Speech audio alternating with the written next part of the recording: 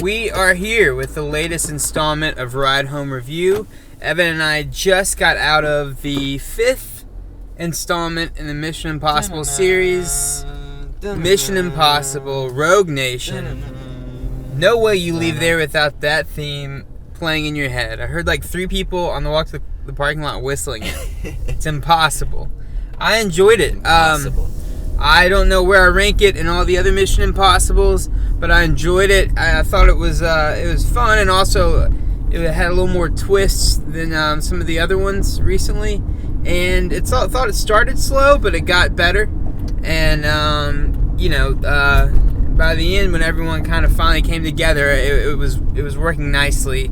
And so I thought it was a unique blend of like old characters that you like, but also some new faces that we'll hopefully see in future installments. And Tom Cruise is a maniac. He does all his own stunts, and he should be dead, but he's not, which is good, but he's crazy. And that's it. That's our review. There we go. Yeah. Good job. And cut. No, yeah, I agree. I think it might be my favorite Mission Impossible to date. I really got a kick out of it. I enjoy how, like, the marketing really focused on the airplane stunt, and that was really just the opener. That was nothing. It was just kind of like, hey, you're in good hands with us. Yeah. Enjoy yourself. We're gonna put on a good show for you. And honestly, I thought that a lot of a lot of the action scenes that you've probably seen in previews, they are in the film, but there's a lot more to it that they don't show. And that's action scenes, but also just really, really cool characters. And I don't think you even see the villain in any of the trailers or anything. No. It all felt nice and fresh, and it was fun. And it had some like dark twists and stuff, like the first one, where it was really like, who do you trust? But I mean, it was executed really well, and I think they found a nice spot for Jeremy Renner. Jeremy has really come out of his shell this summer. We were talking about that on the way to the theater a little bit. We felt like Renner had been kind of caged. Like he was he was in the 4th Mission Impossible Ghost Protocol, kind of supposed to like take over the franchise, passing the torch from Tom Cruise, and that just didn't happen. So he's just there. And the same thing was supposed to happen with the Bourne. Right, and that didn't happen. Yeah, that didn't happen either. So he's just kind of there. And then the first Avengers, he was just kind of in the background. So like. Yeah. We want Renner to have the spotlight. We trust you, Jeremy, and so we're glad you got an opportunity. Yeah, I've never really had a reason to care about Jeremy Renner because he's always just in the background, but between Ultron and this, I think he's proving to be kind of a good, funny guy. Yeah, I think that's just it. He had a good sense of humor. I knew he had dramatic chops from like some of his old work. He gets a couple of big laughs. But he's got a good kind of smart-ass thing going. Yeah, I like him. So they found a way to use him without trying to make him just like the guy in line to be Tom Cruise. Yeah, before this summer, I didn't like Jeremy Renner. Between Age of Ultron and MI5, I'm a fan now. I liked him with like I was saying earlier, like Hurt Locker, 28 Weeks Later. I thought he was great. But then I felt like, oh god, he's just kind of gonna blend in now, and it's kind of gonna be, he's not doing himself any favors. But they found a nice way to work him in with this, and really everyone. I thought the female lead, Ilsa, was fantastic. I did too. She's not your typical kind of like young sex person. Right. She's beautiful, she's not like just like hot eye candy. Just kind of like how Tom Cruise is like kind of, the older man now kind of. I mean, I don't want to say she's old. She's very attractive, but she was like, she's more ass-kicking, sexy, intellectual. Yeah. I thought like really like made a great case for like a female James more of Bond. A classical beauty, like and just capable. I loved the whole opera sequence early on. Yeah, she wears this crazy like really long dress, but it really is cool the way like it works in the action and stuff. Like, right, it's like a set piece almost. And it wasn't like she got a few scenes where she like did some cool moves, and they're like, no, like girls can fight too. Like she had, like she was like almost as prominent a character as Ethan Hunt, and she was kind of the only one who was his equal in terms of and doing badass stuff. I hope that she comes back in the next one. I think she might. I mean, they and I'm leave glad it open to that. I'm glad they gave a female that much attention. I mean, the whole time I was like, oh man, this is like the female James Bond movie we've never seen. Like, this works. This is great. Right. And she didn't have any line like, sorry boys, or like any of that stuff. Yeah, like they treated the character with like respect. And I think there are a lot of like good laughs in it, but also there's more of a tone of it's serious and you don't know necessarily what's gonna happen, and you have Alec Baldwin in the mix, which is great. That's a wild card. Yeah, I mean, it worked though. It worked, and it just felt like the stakes were higher. They dealt with a lot of the Prime Minister was a focus in it. The CIA. We talked kind of on the way over. I watched MI3 again last night. I guess we should give a little history. I think, like, before this movie, I was a big fan of MI2, which is like the most hated one of all of them, just because I love how over the top it was and ridiculous, and like it I don't know, the white doves are great, but white doves. I like it. It knew what it is. I was telling Kemer, like, if aliens came to Earth and they want to know what an action movie was, I'd show them Mission Impossible 2. But aside from that, they'd probably be like, oh, and they'd like just slowly walk back to the ship and be like, we'll be right back, and we'll never see him again. Right. But aside from that, I think Mission Impossible 3 does the best, like, characterization. It, like, kind of makes Ethan Hunt a human being and a great villain from Philip Seymour Hoffman. Yeah. We never really had a great villain in any of the Mission Impossibles, but this one, I think MI5, I think the villain here gives Philip Seymour Hoffman a run for the money. Yeah, and he was very smart. He was always kind of like, great villains always have some kind of, they talk a little different, right. A little weird. He was a little Weasley guy. Yeah, and, he's great.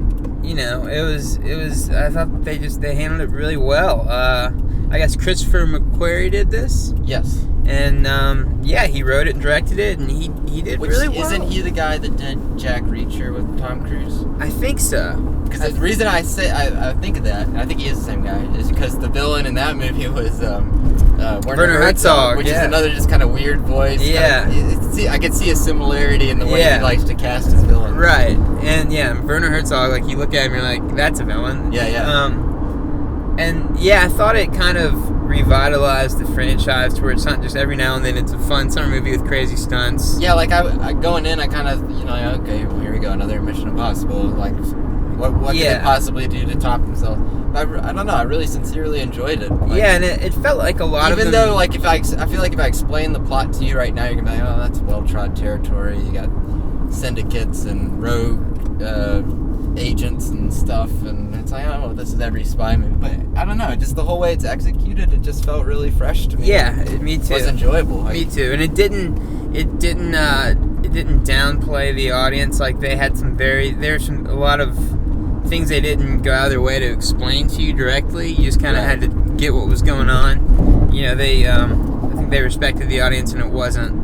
Everything was like, oh, just a gadget. Like, there's a lot of stuff you kind of had to wait and kind of figure out how it worked. And I just think there was also kind of more of a through line with this. A lot of the films, it's weird because they're not very closely tied. Some more so that we don't kill the camera. It's getting a little toasty. Yeah, sorry. I was gonna say, or kill us. Camera's more important. I like, the only common thread really with a lot of those films is Ethan Hunt. Right.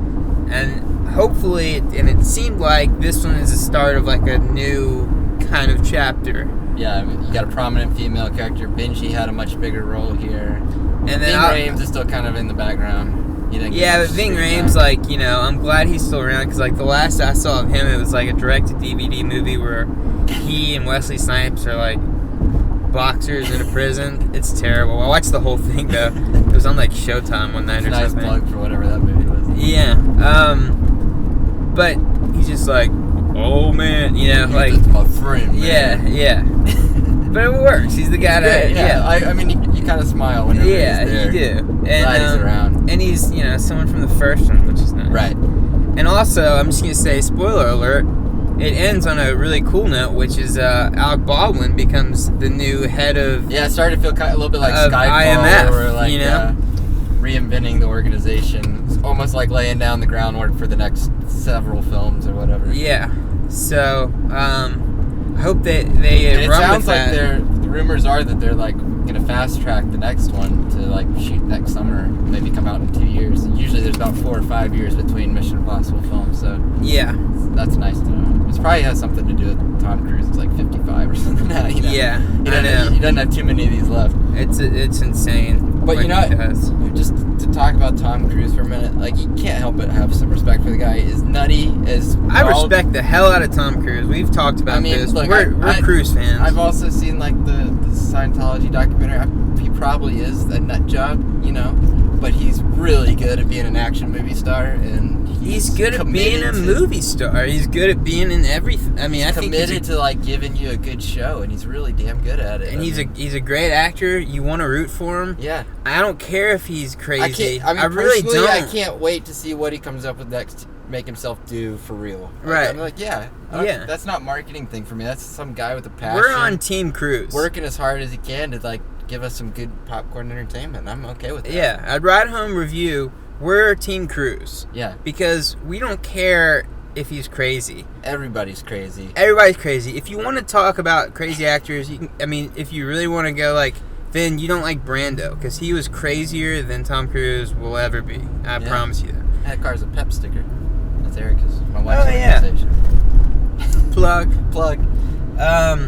So yeah, I think he gets too much flack for that because, you know, I mean, he may legitimately be like fucked up. I mean, yeah, but he seems nice enough on television and everything. You know what I mean? Like, he's damn good at covering it up and making us talk about. And that's what movies are for. Like, you know, I don't. Yeah. You know, he's not talking about Xenu in any of the movies. I don't know if I want to like hang out with him on the weekends, but man, I'd love to make a movie with him. Yeah. Well, I mean, that's getting into different territory. I kind of would. I'd hang out with him. Well, I mean, I feel like he'd just be like. I mean, everybody would, because I mean, it's hey, you want to hang out with Tom Cruise this weekend? Who would say no? Right. But, you know.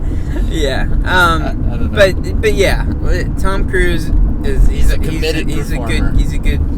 egg.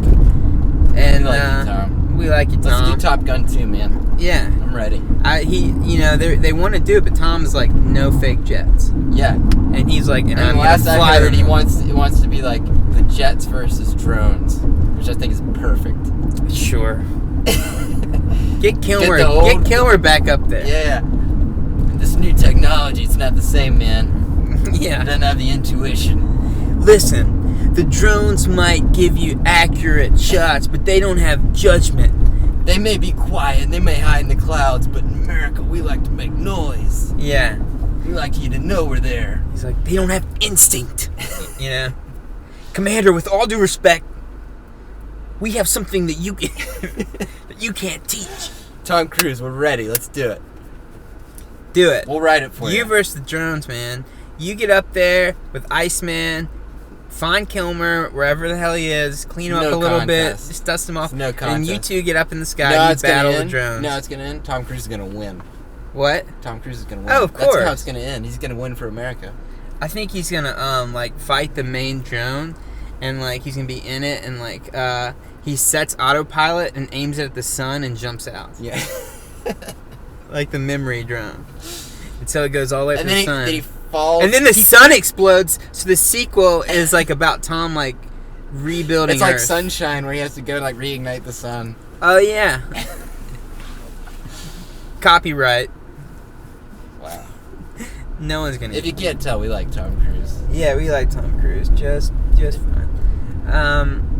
Summer's not complete without Tom Cruise. It's not, and I had more fun with that than I did a lot of the summer movies so far. You know, I think there's something to be said with kind of the low stakes feeling of Mission Impossible, where you kind of know what you're getting into. Yeah. It's not like, oh my god, where are they going to take the franchise now? They got to shock me. I'm going in. I know what I'm getting, and I want a good time. And they did a good action movie. But, and it's not like, you know, Jurassic World, where everything's relying on this to be. You know, I enjoy Jurassic World, but it's not like, it's gonna make it or break it. Right. The future of the franchise hangs on this. Every movie comes out now, it's like the future of the franchise hangs on this. Right. Mission Impossible is just like, well, Tom Cruise feels like jumping and out also of the plane, they're never lame. You know, like they're always like. Yeah. Even like the last one, I didn't like nearly as much as this one, but it was still fun. Yeah. Relatively speaking, I'm never disappointed. Oh shit. Oh boy. It overheated. Hey, we're back. So if you just noticed a weird jump cut, that's because we're in Louisiana. It's 95 degrees outside, and a little GoPro probably just can't more. take it. Yeah, or like we got so excited about Tom Cruise. I think the car. Tom Cruise break our camera. I think he did. He stopped the review on a high note. Yeah, we had Tom Cruise fever. We did, but you know. I think you were saying like a lot of the movies you can just go with. Should call Tom Cruise fans cruisers. Cruisers, yeah. Sorry. Finish your thought. When he was in that Paul Thomas Anderson movie, he was a PT Cruiser. Yeah. I'm reaching now. Magnolia, great film. But anyway, yeah, this one wasn't like you go in and you expect a good time and you get it, and they're consistently delivering a good time. It's not just like I guess that was action. They're always smart. Yeah. And this one surprised me in some like I didn't necessarily know what was gonna happen. Yeah. It was clever. inventive. It was fresh enough. Like I never got bored really, which is coming from an action movie. Generally, you figure it out pretty quick. Yeah. So that's. I mean, I'd rank it them. among the blockbusters of the summer we've watched. I think it's right up there with Jurassic World as the best experience I've had. Yeah. With the summer movies so far. Yeah, I really think liked I would agree. It's just that's what you want in a summer movie. Yeah, I was perfectly satisfied. The audience got a lot of laughs and then some other Good. feelings. I hope it does well. Me too. I think it will. There were a lot of people there. Yeah, we went at, just so you know, we went at 12:30 on Friday, opening day, and there were more people there than have been at some of the movies we've been at, like the Thursday night first screening of. Yeah. So, I think everybody wants some Tom Cruise. The cruisers, man, they come out in droves. He really knows how to combat that Scientology documentary came out a couple months ago. Or maybe it works. He was ready. Or maybe Scientology works. It does. All right. All right. Thanks for watching. We'll see you next time. At the movies.